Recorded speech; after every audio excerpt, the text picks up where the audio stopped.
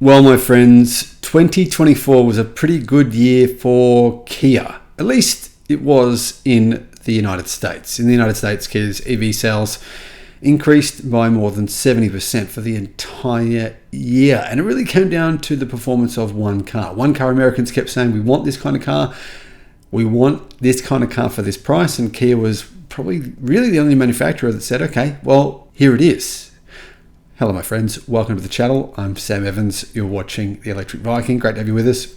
Now, I could have bought the Kia EV9 here in Australia, but I didn't because I think it's too expensive. Here in Australia, it costs the cheapest version, which is not the version I would have wanted. It starts at $100,000. That means you've got to pay luxury taxes. The vehicle that I did buy, the Xpeng G6, costs $60,000. And there's no luxury tax at that price. So here in Australia, the Kia EV9 isn't selling so well. But in America, it's sold incredibly, incredibly well. For good reason. It's a good vehicle. Last year, the Korean manufacturer sold a record number of vehicles globally for the second year in a row. And to be fair, Kia do have some of the best EVs you can buy. Well, particularly one anyway. Kia moved with 3.1 million units worldwide. So Kia sales didn't increase by much, only by 0.1%. But the difference between 2023 and 2024, surprisingly, was only 2,073 vehicles. Now, the truth is that could have been just vehicles that Kia registered but didn't actually sell. We don't know if they sold any more vehicles in 2024 than 2023, but they sold a lot more electric cars, that's for sure. In the US, Kia had its 7th successive year in a row of record sales. So Kia's doing really well. LeBron James, obviously, been a bit of a mouthpiece for Kia. That's worked out well for them, surprisingly. They sold 796,500 cars in the US last year. That's an increase of about 2%. 14,000 more vehicles in 2024 than 2023. So, I mean, whilst Kia obviously has had almost no success in China, which is the world's biggest car market, it's done very, very well in the United States. Now, unfortunately, Kia puts the Kia Niro in combustion with combustion sales, so we don't know how many electric cars Kia really sold because Kia didn't tell us how many Kia Niro EVs they sold. But we know if you could put the Kia EV6 and the EV9 together, they sold record numbers of at least those models anyway. EV sales for Kia were up 74% versus 2023. They sold 22,000 units in 2024, which was a big improvement. And in fact, if you look at 2023, they actually only sold 1,118 Kia EV9s. So EV9 sales in 2024 were pretty spectacular. Kia sold 21,715 EV6s. So they sold more EV9s than EV6s. And they're both good cars, but to be fair, the EV6 is a bit of an odd looking car. My personal choice, if I was going to choose between an EV6 or a Hyundai Ioniq 5, which are very, very similar, basically same platform, same batteries, I'd be choosing the Ioniq 5. So I'm not really sure why so many people bought the EV6 instead of the Ioniq 5, guys. What do you think? Which one would you choose? Let me know in the comments. Which one do you prefer, the EV6 or the Ioniq 5?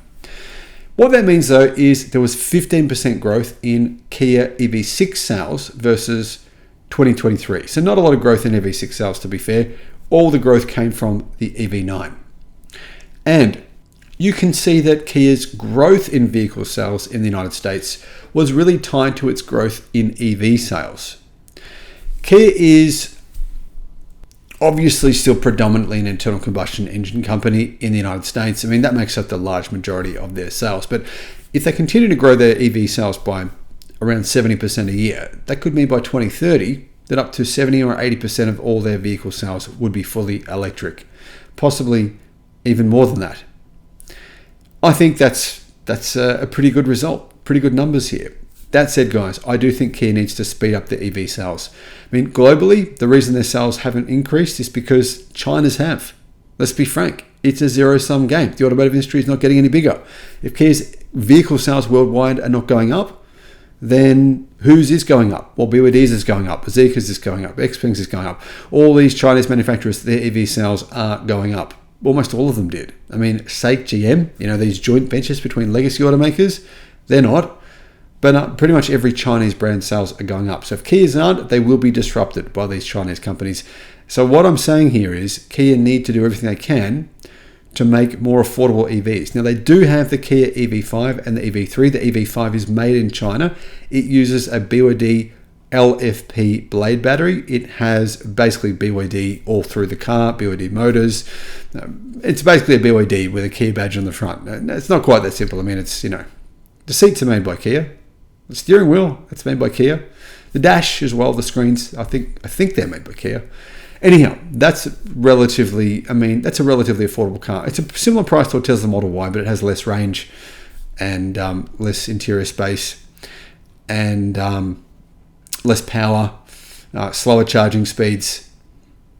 Yeah, you can see why the EV9 is doing well. It's great. EV5, it's okay.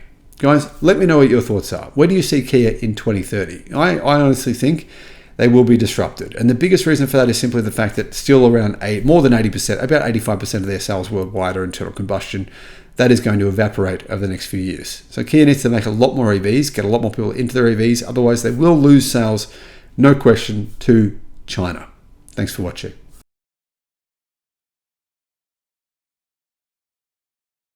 Kia EV5.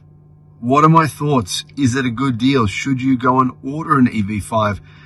There's 2 battery sizes, 4 different variants.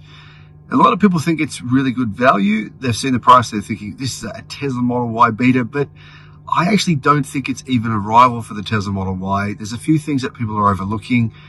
It's not a similar size car to a Model Y. It's actually a bit different in terms of size, charging speed, range.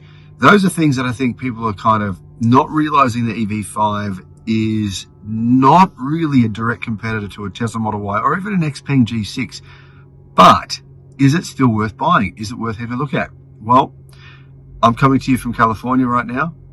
Just sitting in a Tesla Model 3 Highland. I'm going to give you guys my thoughts. Hello, my friends. Welcome to the channel. I'm Sam Evans. You're watching the Electric Viking. Great to have you with us, guys. The United States has been amazing here. This Tesla charger here is going kind of slow. It's only running at 100 kilowatt right now. But the Tesla Model Y does have the ability to charge at 250 kilowatt. And the Xpeng G6 charges it up to about, well, real world, it can actually charge at 300 kilowatt. And that's one of the issues that I have personally sitting here right now, waiting for the car to charge with the Kia EV5. It's not a car for road trips, put it that way. If you want to just do city driving, I think it's going to be a fantastic option for you. But it doesn't have a lot of range. The standard model has 400 kilometers of range. That's what, 240 miles, around about that.